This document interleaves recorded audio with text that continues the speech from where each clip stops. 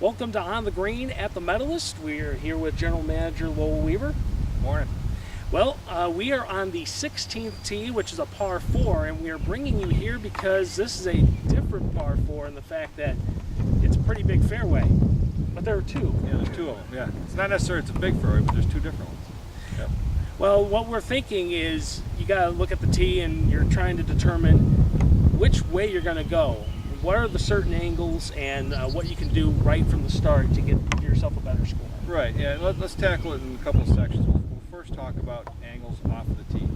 So no matter what hole you're playing or anything like that, something that I notice a lot of amateur golfers do is they just walk up and tee it up in the middle of the tee and they hit. The thing is we all, I shouldn't say all, but most of us hated geometry in school and stuff like that.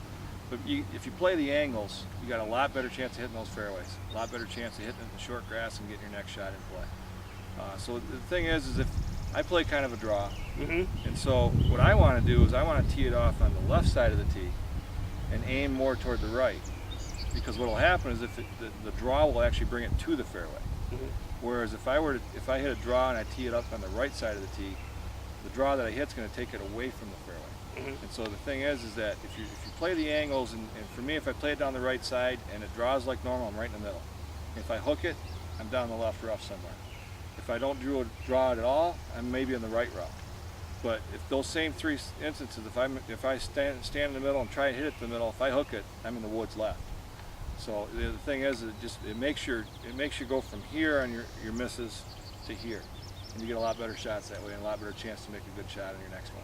And the reason why we're doing this is it works out perfectly. He hits a draw, I hit a fade, so my thought is I'm going to have to tee up on the right side of the tee box because I'm going to be aiming left and directing everything right so I don't miss everything to the right.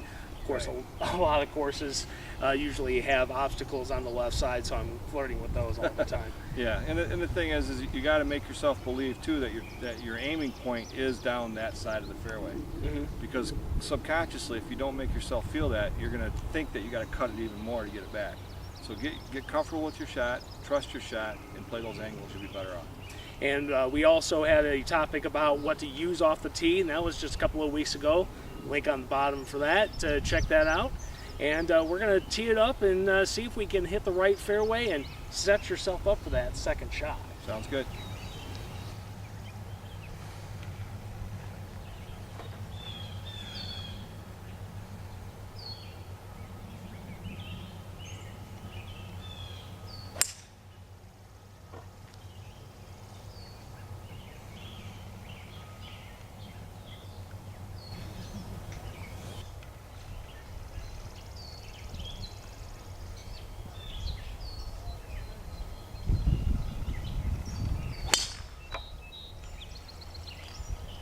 You're on the right side, we should be all right.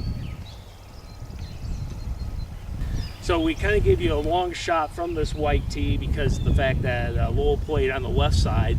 I played on the right side because we play two different spots and we're aiming at two different areas. Yep, exactly. And that's the whole thing, is just by playing those angles, your mishits are still in play.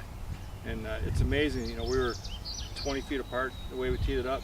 It just changes the whole way the shot starts off though, and it just makes it so much easier to keep the ball in play.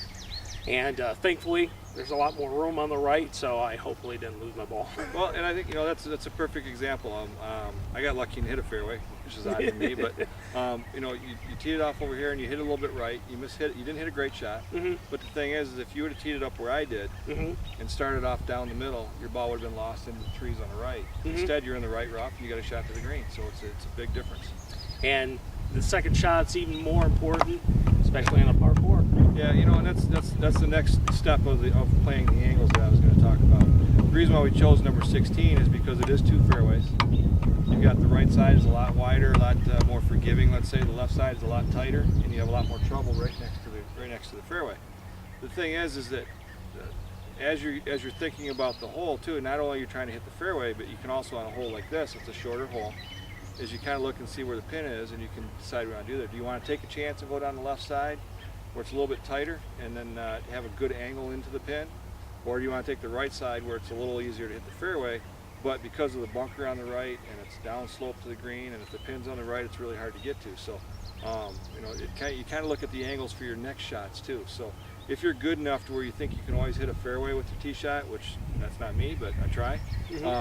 If you're good enough to be able to do that, then you kind of say, okay, do I want to play down the right side of the fairway, left side of the fairway, based on where the pin is? And you want to have a good shot into the pin for your second or third shot. And that's another thing to think about. Right now, I think it's thinking about your tee shot and getting into play. And if you're good enough to get that set up, then you start thinking of the next shot. And so you're thinking ahead and hitting your ball into a spot where it'll be easy to get to that pin and maybe make some birdies. And that's always a good thing on the scorecard. Well, we will definitely talk about second shots here in the coming future, but we will also talk about bunker shots here in the near future too. Sounds good. All right, we'll see you next time on the green. Have a good day.